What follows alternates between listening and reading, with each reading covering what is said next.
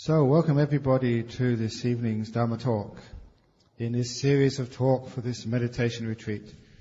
So here we're giving talks both for the yogis here, who are just so close to enlightenment.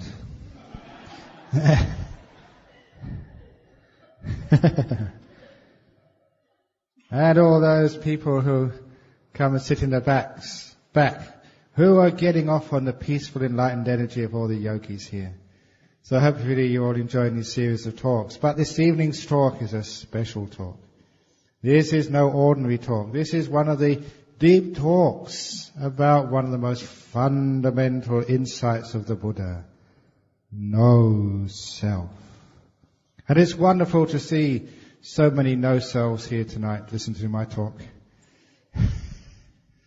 You aren't here. It's like talking to an empty hall. So I don't have to worry about what I say. So this is one of the great teachings of the Buddha on no self. And it comes in all sorts of layers of profundity. Just from the ordinary ideas of non-self and non-identification into the deeper understanding of the nature of who you are. Who are you anyway? Listen and you might find out. But first of all, when we have the teaching of non-self, it can first of all be on the ordinary level of our daily lives. In the ordinary level of our daily lives, it can solve so many problems in our daily lives. There's so many things, if we could only realize it's no self, that we could actually let go of and be at peace with. We don't have to worry about it. The problem is that each one of us, we have what we call an identity, who we think we are as our identity. And all you yogis coming here, you're going to have an identity crisis. When you find out everything you thought you were is not real. So then you find out exactly who you are and find out what you are. And this is the process of deep meditation. But first of all, I had an identity crisis years ago. But think of me. I was born in England. I was trained in Thailand. I lived in Australia. And now I'm in Malaysia. I am very confused. Because it's true. You know, I've been here into Malaysia many, many times. And so I've known many of you for a long time. I count you as my friends. So when the plane lands in KLI airport, and you see all these wonderful people waiting for you outside, you think, oh, isn't it wonderful? I'm coming home. And then I go off to Penang, which I'm going in a couple of days. When I see all those devotees in Penang, I think, oh, isn't it great? I feel like I'm coming home. Then after Penang, I go to Singapore. When I see all the devotees in Singapore, I had such a wonderful time in Singapore, I think, I'm coming home. And then I go off to Thailand, where I spent 9 years in these villages, and I think, oh, I'm coming home. And then I go back to Perth, where I've been living for the last 21 years, and I think, oh, isn't it nice to be home? And every now and again you go and visit with family in England, and you think, I'm going home again. I don't know where I belong. Even many of you know that the English and the Australians, one of the things they always battle over is cricket. They love these cricket matches. And when it's Australia playing England in the cricket, it's not just a game, it's war. It's serious business. So sometimes people ask me, who do you support? You were born in England, but now you live in Australia. Who do you support? And I always say, I support the referee, the umpire. Because I don't know which team to support. Whether English or Australia, I don't know. But the point is, if you start to identify with one side, then you suffer. If you start to identify and you think, yes, I'm English, when the Australians win, oh, that's very hard. If you think you're Australian and the English win, oh, that's very hard. If Malaysia is playing soccer with Singapore, if Singapore wins, oh, that's very hard. So why is it that we identify with these things?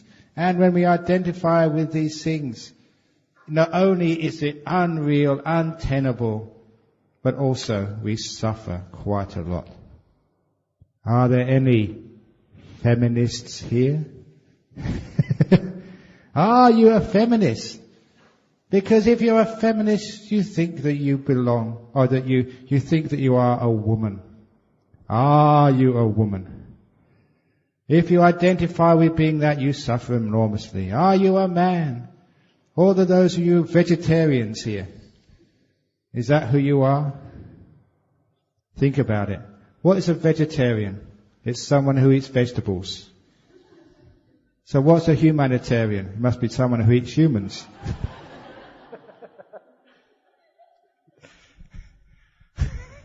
There's a lot of English language. So humanitarian, someone who eats humans. But so the point is, when I look at my body, is my body a male? Is my body English? When you actually look at these things, I cannot really say who my body belongs to. Because for the last, 7 or 8, 9 days or something, I've eaten Malaysian food. So probably most of my cells in my body have been fed by Malaysian food. So does that make me a Malaysian now? Probably my body is mostly Malaysian. If you stay in Australia, if you go and visit my monastery and do a retreat for 1 month in Australia, you've eaten so much Australian food, you must be Australian too, aren't you? What makes you who you are? Is it your body? You know, for many, many years we always thought that our soul, lived in our heart. And then when Dr. Christian Barnard, whatever his name was, did the first heart transplant, it shocked a lot of people because they wondered, actually, if you had a heart transplant, who would you end up being? The original owner of the heart or the new recipient? Which self would dominate? Of course, we all know now that if you get somebody's heart, you're still your old self. But what would happen if we had a brain transplant? If I died and I donated my organs, including my brain, to you, would you end up sort of being able to tell funny stories? Would you be Ajahn Brahm or would you be yourself? Who would you be? Now, it hasn't happened yet, but I will tell you what would happen. You will end up being the same person you were before. Not the brain, but the body. Because you are not your body. And anybody who has got at least a little bit of insight, a little bit of understanding, especially if you look at your past lives. Now that gets very confusing if you remember your past lives. All you girls were probably boys before. All you boys were probably girls. All you people who were Buddhists were probably Christians before. All the Christians were probably Muslims. All the Muslims were probably Buddhists. Who are you? When you look over many, many lives, it gets very, very difficult to identify with being one particular gender or one particular nation. You've been all nations, all genders. You swap roles over many, many lifetimes. The point is that if you can only remember your previous lives, how could you identify with this particular race, this particular gender, or even this particular religion? If you could only remember your past lives, there could be no wars. There could be no conflict anymore. How could you go into war against your brothers and sisters, literally your own flesh and blood? It's only when we identify with being a particular race or nation or religion or gender that we can have all this conflict. So never think of yourself as a Malaysian, a Singaporean, not even a human being. You are just this beautiful mind inside of you, which goes from life to life. You can see that if you develop a bit of depth in your meditation. You are not your body. So if someone comes along and calls you camel face, you ugly camel face, Why do you get upset? You say, that's just my body. That's not me. You know that sometimes though people identify with their bodies, just like people identify with their cars. Some people drive a Rolls Royce, and they think they are a Rolls Royce.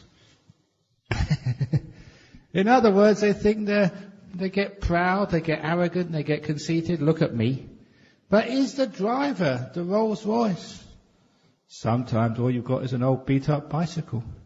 Does that mean that you are the bicycle? Sometimes we should differentiate the driver from the vehicle. And then we don't have to worry about the vehicle so much. If your car gets dented and gets scratched, you can still use it to get to Chempaka Buddhist Lodge every evening. It doesn't really matter. It's useful. That's good enough. So if your body gets scratched, if it gets beaten up by old age, if it gets sick, as long as it can be used, that's good enough. Are you your body? The Buddha said again and again and again, be careful, don't identify with being your body. If you identify with your body, you know what you do. You look at yourself every morning in the mirror, am I pretty this morning? And if you're not as pretty as the person sitting next to you, you suffer a lot. It's amazing how much suffering, especially women, have with their body. Many years ago, a man rang me up. His daughter was depressed, suicidal. She had a problem. He tried all these counsellors. Nothing worked. So out of desperation, he decided to see a Buddhist monk. I was the last resort, probably because he ran out of money. You know, monks are cheap. Is that one of the stories in the book? About this lady, you may have heard the story before. This lady who rang up, an American lady rang up this American monk and said, I hear you teach meditation. He said, yes, madam, I teach meditation. How much do you charge? He said, nothing, madam, it's free. She said, well, you can't be any good then, and hung up the phone. That's what happens sometimes if it's for free. People think that it's worthless. So these days we never say it's free. We don't say it's free. What is it? It's priceless, yes. So the teachings here today are priceless. They're not free. So in this particular case, the man brought his daughter. She's a 14-year-old girl. And the father never told me the problem. So I had to coax it out of this girl. It took me about 25 minutes. She said, what's the problem? Why are you depressed? And finally she let me know. She said, my nose is too big.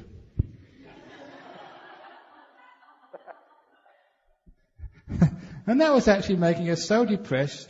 It was ruining her studies, ruining her social life. She was suicidal because she thought she had a big nose. Now you may laugh upon that, but you little girls, if you remember when you were a teenager at that age, you probably can understand what she was going through. And at that time I wasn't a very skillful monk, so I decided to be my scientist who I was before. So I looked at her nose and I mentally measured it. And I compared it to all the other noses which I'd seen in my life. And I did a quick statistical analysis. And I told the girl, I said, madam, so your nose is average. It's not the most beautiful nose I've ever seen, I must confess that. But it's certainly not the most ugly. It's just an ordinary nose, that's all it is. And that didn't help at all. She went away as depressed as when she came in. I tried my best, but sometimes you can't succeed. But it taught me, why is it that we worry so much about our nose, or about our eyes, or about our hair? How many people go to the beauty salon and spend a lot of money? How much do you spend on your hair? I don't spend very much at all on my hair. This is smart. I don't care what I look like. Even though you can imagine what it's like being a monk in the West. I used to have some great fun dressing up in these robes in the West in the early days. I was visiting some of my relations once in the Midlands of England. And I was walking down the street with my cousin, and all these people were pointing at me and laughing. I didn't know why until I found out there was a circus in town and I thought I was one of the clowns.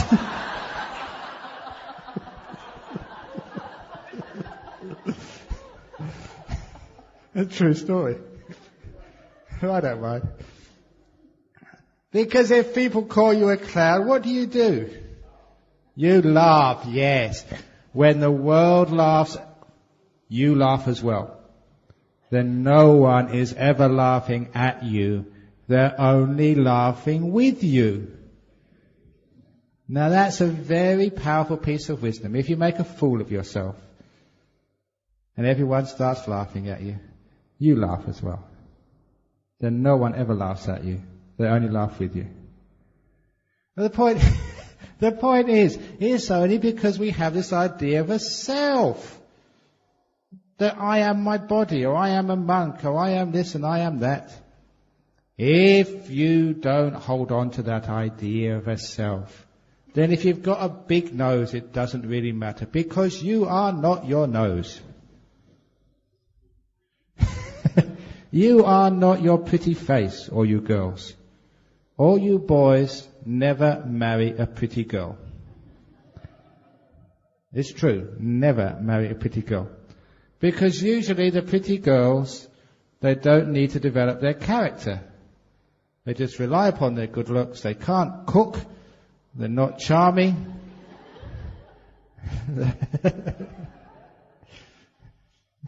And the looks don't last very long. So you're on a loser from day one. So the point is that why is it that young men, they look at a girl and they like it just because she looks pretty? Because they're marrying a body. They're not marrying a person. If you don't know the idea of non-self, you're going to get in big trouble in life.